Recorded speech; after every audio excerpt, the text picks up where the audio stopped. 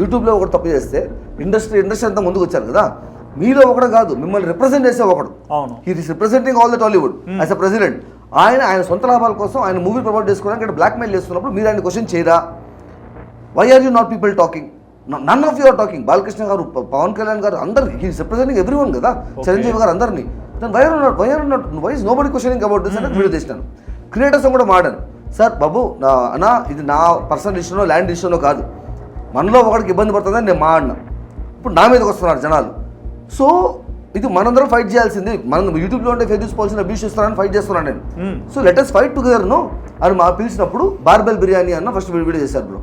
YouTuber కదా, barbell biryani అనేసి movie review చూస్తుంటాడు, అన్న వచ్చి వీడియో చేశాడు ఫస్ట్ పర్సన్ రావడానికి.